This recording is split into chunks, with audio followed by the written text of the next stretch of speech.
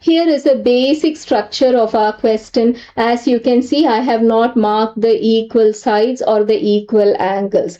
This is the result that we need to prove. What we are going to do is travel backwards, go in reverse, and try to reach an achievable target, and then we will worry about the information that is given. What is the result that we have to prove? We need to prove that these two ratios are same. And how do we do that? From this basic structure, we will somehow find two triangles and try to prove their congruence or their similarity. And how are we going to arrive at those two triangles? Take one denominator and numerator. You will get two such pairs. We will start with the first pair. Take a numerator and a denominator. Write down its vertices and see if you get a triangle. AFC. Do you get a triangle? ACF is unfortunately a straight line. So that is not going to work. So what is the next pair? You will get totally two pairs. The first pair is not working. Then go to the second pair. How do you get it? By cross multiplying. Now when you cross multiply, this is what you get. Now is there any hope? Now look at all the vertices involved, which is A and F and D. Do you see that? We have a very beautiful triangle. So we have got one of the triangles which is involved. Now what about the next one?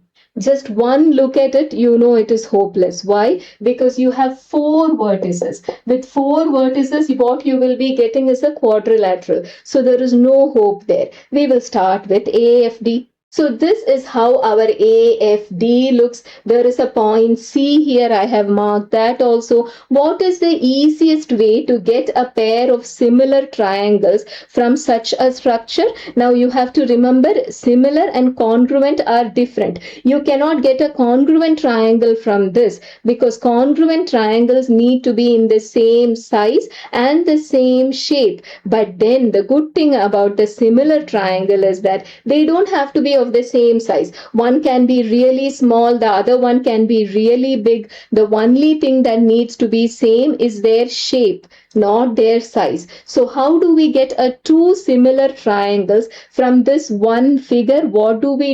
If only we have, say, some CG such that these two are parallel, that is all we need. Then what do you get? This small triangle CGF will be similar to this big triangle AFD. Why is that? If two lines are parallel, then you have one set of corresponding angles here, another set of corresponding angles here, and the third one will be the common angle.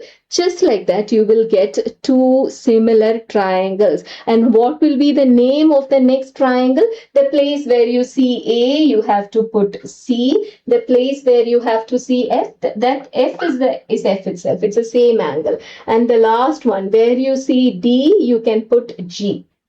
So this is how the next similar triangle looks like. So if only we had such a line, we are saved. Then what do? If there is no such a line, then we will draw such a line.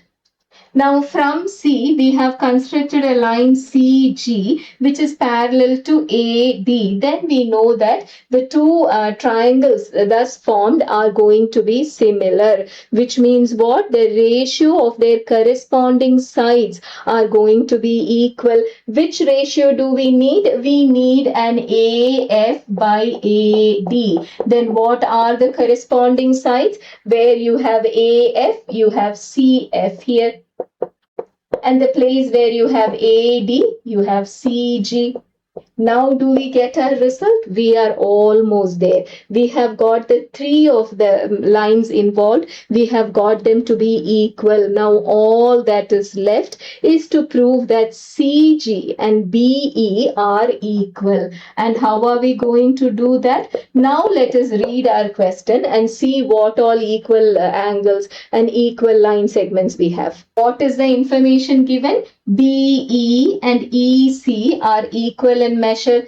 This angle here and this angle here are equal, which means what? two equal angles means two equal opposite sides. So we know this is also true. Now this brings us to the two triangles BED and CEG. What we are trying to prove is that BE and CG are of the same measure. So what we are going to do is prove that these two triangles are congruent by the ASA criterion. Can you tell me which side is going to be equal?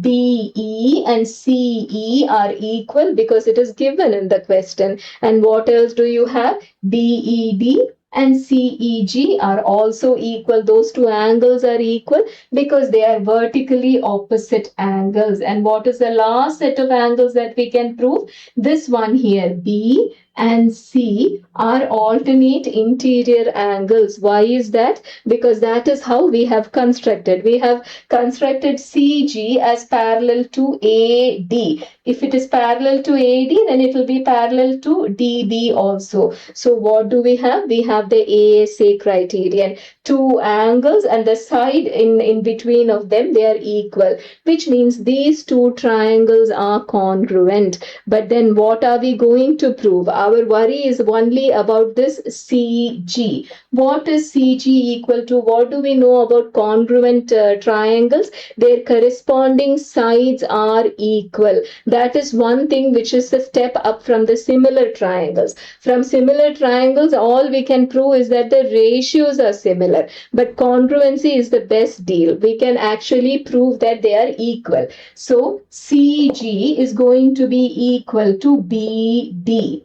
But that's not what we want. We want BE. But then what do we know? BD and BE are equal, which means there. Our CG is equal to BE.